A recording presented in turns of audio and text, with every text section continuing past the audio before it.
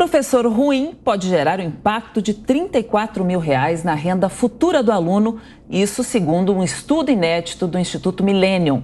Sobre este assunto, nós vamos entrevistar agora a diretora executiva do Instituto Millennium, Marina Helena. Muito bem-vinda ao nosso programa, Marina. Um bom dia para você. Eu gostaria de saber como se pode valorizar os melhores professores no ensino, quais são os métodos de avaliação que podem ser utilizados para garantir um bom professor na escola. Bom dia a todos, é um prazer estar aqui.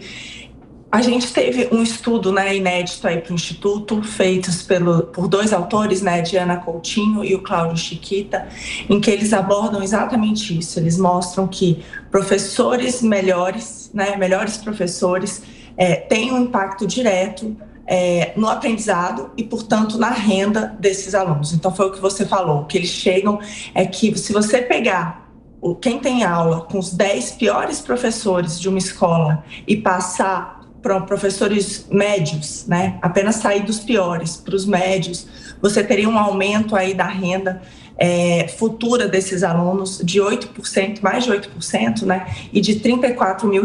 Quando a gente pega isso para os nossos estudantes, e multiplica, a gente vê que para o país a gente está falando de um ganho de 100 bilhões de reais. A gente sabe que isso, até os próprios autores falam, isso provavelmente está subestimado, porque a gente tem outros ganhos como sociedade, advindo disso muito importantes.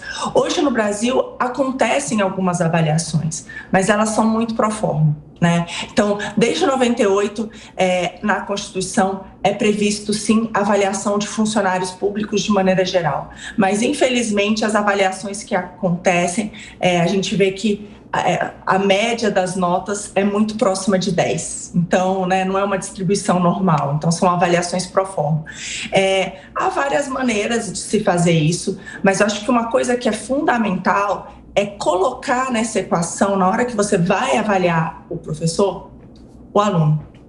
Então, qual que é a coisa mais importante na avaliação do professor? A aprendizagem do aluno. Infelizmente, no Brasil, e a gente viu aí, a gente ficou o país campeão, de escolas fechadas por mais tempo do mundo, infelizmente, aí uma coisa trágica. A gente vê que o que está no centro da educação no Brasil não é o aluno. Então, a gente fala muitas vezes de condição da estrutura da escola, dos professores, do material escolar, mas e o aluno? Então, acho que é fundamental, quando falar de avaliação, falar de fato de colocar ali a aprendizagem do aluno. Marina, bom dia. Essa avaliação que vocês fizeram, ela engloba todo o Brasil, escolas públicas. Eu queria que você falasse um pouco da realidade muito diferente de cada estado também. Sim, é tudo muito diferente. Isso foi um estudo que foi feito. Na verdade, os autores, eles fizeram um compilado de diversos estudos feitos para o Brasil, e exatamente avalia, a educação de maneira geral. Então, e na maior parte é educação pública. Então, e o que eles mostram, por exemplo, não só eles, mas você vê logo no início, assim, tem uma ideia no Brasil de que o problema da educação do Brasil é falta de recursos, a gente tem essa... E quando a gente vê, não é.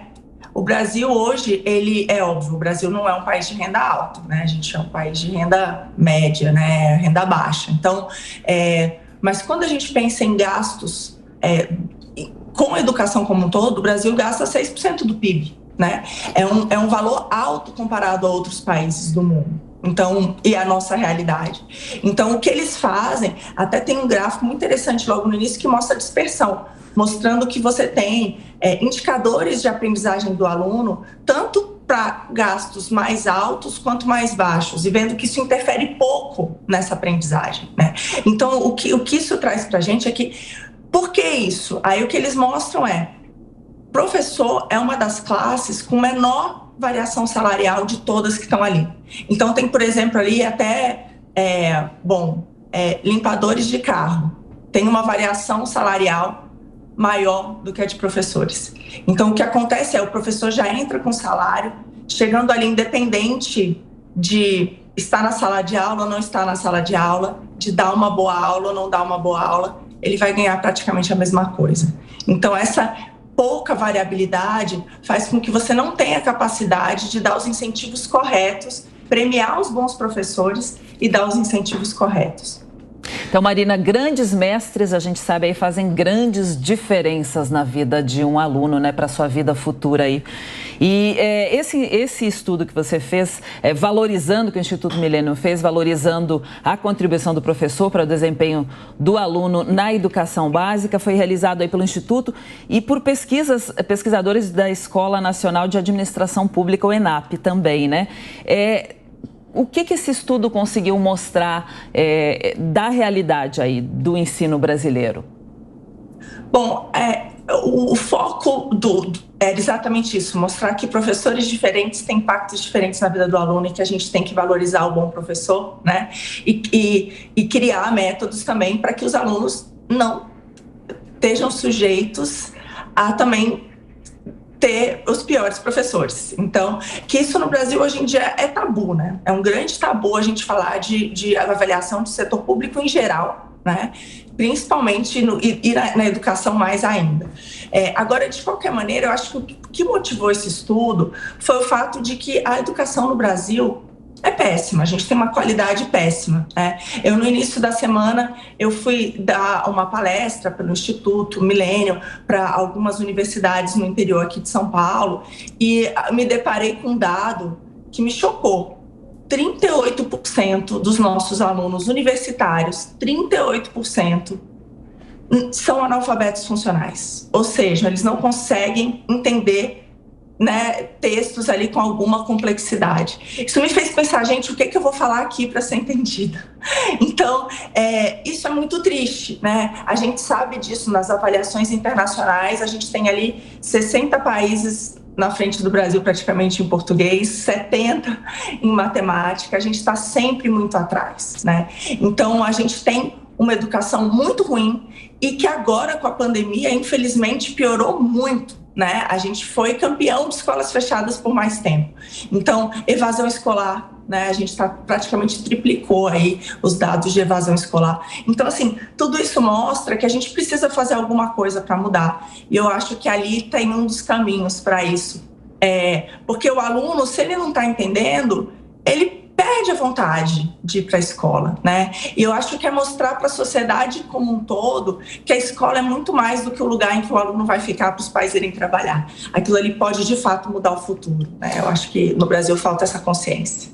Diretor executivo do Instituto Millennium, Marina Helena, agora a pergunta do Felipe Bueno.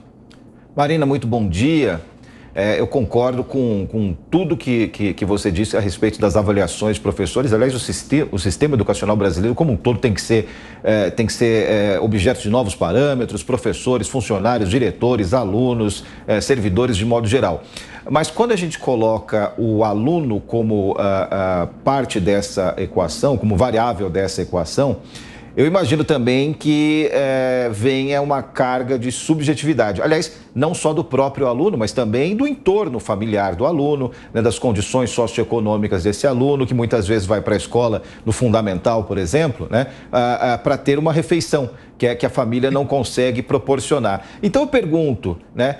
Qual o peso da subjetividade nesse estudo? Tem outra coisa também, né? Muitas vezes um mau professor do fundamental produz um mau aluno para o ensino médio. Ele não vai poder aproveitar o ensino médio como poderia. Então, essa subjetividade, essa base do aluno, como é que entra nessa revolução aí dos métodos de avaliar o sistema educacional brasileiro? Muito obrigada pela pergunta, ótima. Realmente, isso é super importante. A gente tem aí... É difícil, né? Você vai avaliar o professor por aquela aprendizagem, mas você não sabe todas aquelas circunstâncias daquela criança que contribuem para aquilo. De qualquer maneira, o que se mostra em locais que têm adotado isso, né, para ajudar, e a gente tem municípios do Brasil que têm tentado utilizar isso para a meritocracia do professor, é que não é só a nota, vamos supor, não é só aquela aprendizagem, se o aluno tem uma aprendizagem muito ruim ou muito boa, você consegue pegar aquela sala de aula e ver ao longo do tempo.